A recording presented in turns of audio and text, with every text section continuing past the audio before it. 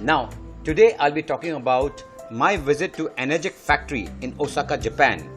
You actually have to witness how beautiful, clean and high-tech this factory is. Hi guys, what you see over here is the Enagic factory.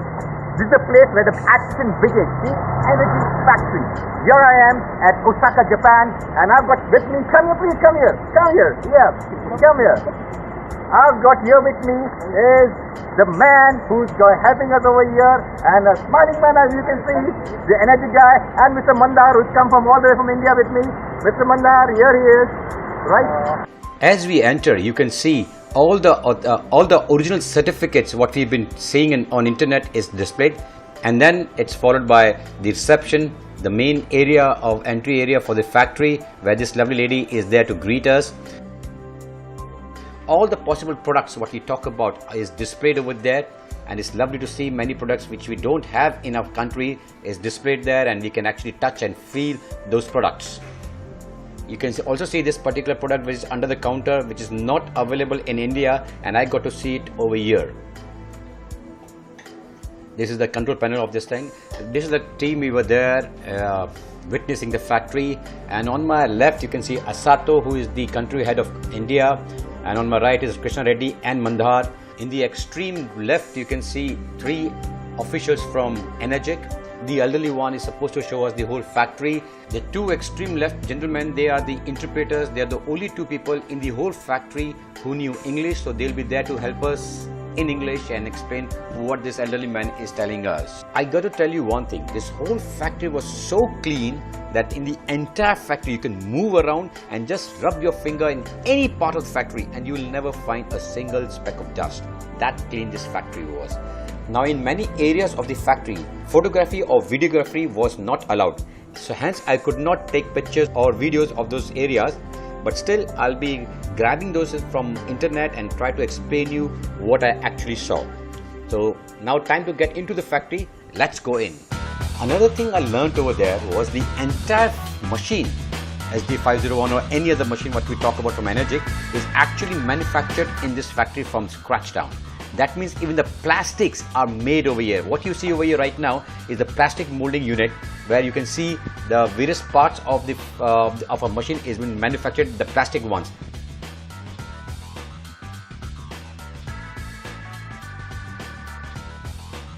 If you can see over here, the middle machine over here, they have this electrolysis plate plastics being made over there. There he's picked up right now. This gentleman is explaining us in Japanese, and now he's translating in English for our benefit so that we can understand. They're also letting us know what are the measures they take for quality control, and they were really very good, I must say. That's me again showing you the inside of injection molding unit of Enagic factory in Osaka, Japan. The top view.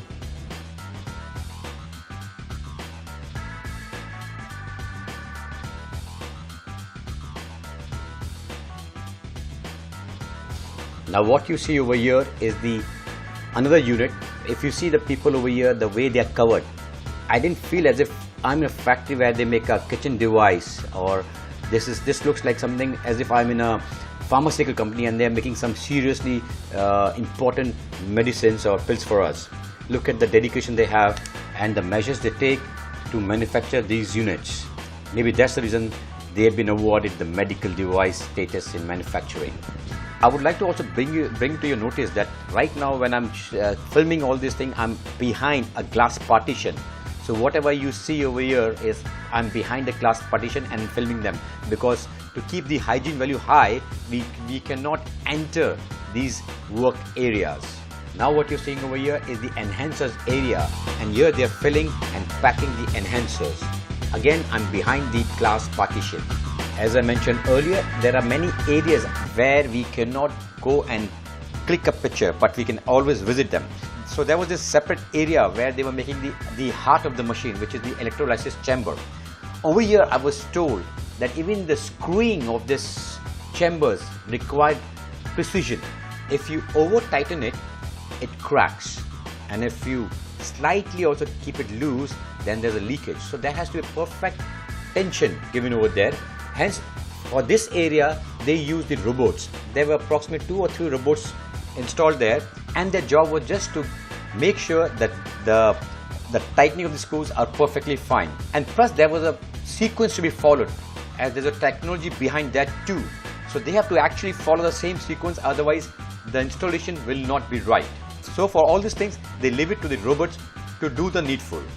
Then comes the assembly line. Now there was a separate assembly line for SD501, a separate assembly line for K8, Super. In fact, Super and NSPAR has separate section altogether, a separate room altogether, whereas SD501 and K8 had the same room but separate line, separate team working on them. I was watching the assembly line of SD501. What you see over here is an old picture, since I could not click a picture from there. So I picked up this picture from the internet, and this is kind of an old picture, so don't just follow this. And what I could see over there, there's a whole pile of all the things required for the assembly. And then there were these people who were standing in their workstation, and they were just taking 6 to 7 minutes to assemble the entire machine from the scratch. So they just took 7 minutes only each person, right? Once assembly was done, it was sent through a conveyor belt to the quality control section.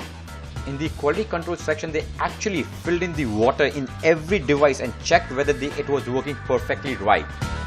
After that, of course, they were sent to the packing department. Before that, actually, they put all the stickers and all in the places what is required, and then to the packing department, and then of course it was sent for dispatch.